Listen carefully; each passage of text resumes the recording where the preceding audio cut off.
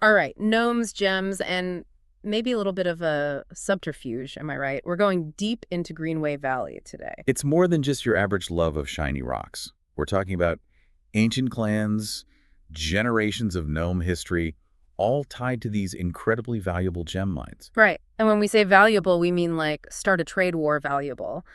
And our sources, well, let's just say things are getting interesting down in the valley. What we have here is a really fascinating look at this kind of hidden world, right under the noses of the Viscounty. These gnomes, they've got their own rules, their own rivalries.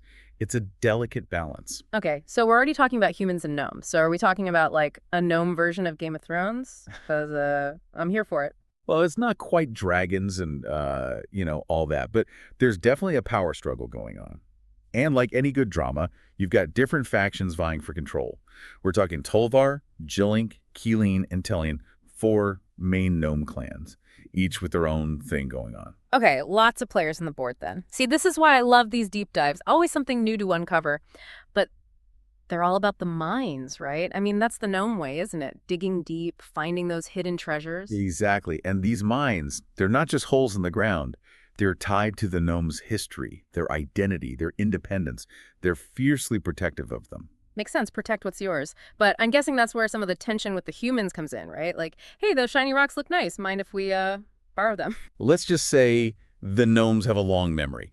There's a history of conflict there, times when the humans have tried to muscle in on their territory, exploit those resources. And the gnomes, they've learned to be wary. Let's just say it's led to some creative solutions on their part to keep control. Creative solutions, huh? All right, you've piqued my curiosity. So we're talking about gnomes who are experts at playing the long game. Absolutely. And that's important to remember as we dig deeper into these clans, especially as things start to, heat up in Greenway Valley. Oh, I bet. Let's get into it then. So we've got all this history, generations of gnomes, all tied to these mines. And from what I'm seeing here, it looks like 2 clans are really at the heart of it all, right?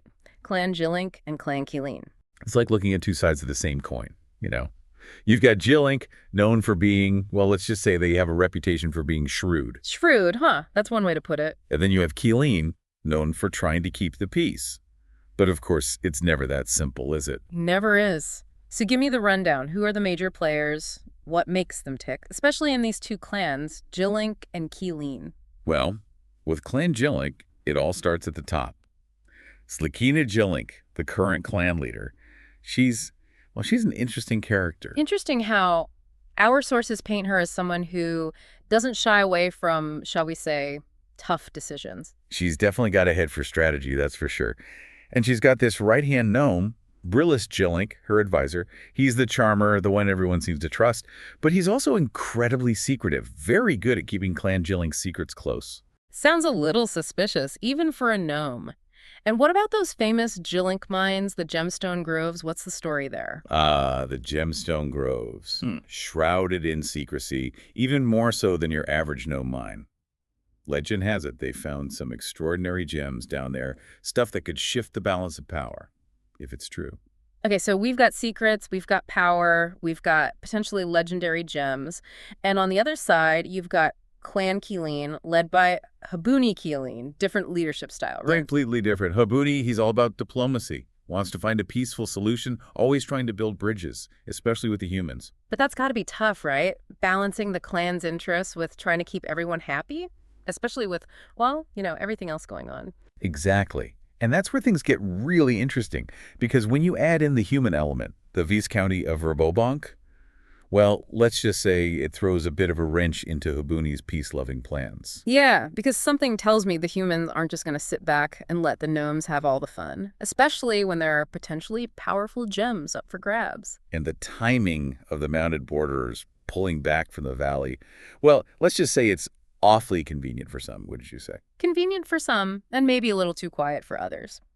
Okay, we're talking about power plays, hidden agendas, and maybe some very valuable rocks. This is getting good. Okay, so we've got these clans, Jillink, Keeleen, each with their own style, their own way of doing things. But then there's the human element. Verbobonc, can't forget about them, right?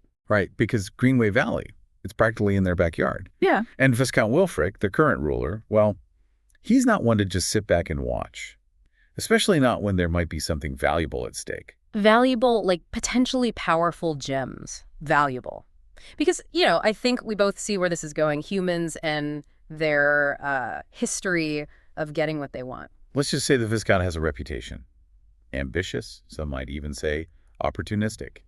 And this whole situation with the mounted borderers pulling back, it's awfully convenient for someone like him, isn't it? Convenient, like let the gnomes squabble amongst themselves and weaken each other, then swoop in and take what I want. Convenient. Because, yeah, that tracks. It's a classic power move. Create chaos, then offer yourself as a solution. In the Viscount, he's got the means to pull it off. So we're talking about a potential power grab with the gnomes caught in the middle. Essentially. Right. And it's hard to say who's playing who at this point. Is Lakina manipulating the humans? Is the Viscount playing the clans against each other? There's a lot of possibilities. It's like trying to track a spider in a web, right? You never know which thread is going to lead you to the center. But okay, let's break it down for our listeners then. If we're looking at this whole situation, what's the big picture? What's important for them to remember?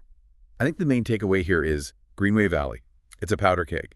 You've got ancient rivalries, you've got these incredibly powerful gems, and you've got the humans lurking in the background, ready to capitalize on any opportunity. And someone is definitely playing with fire.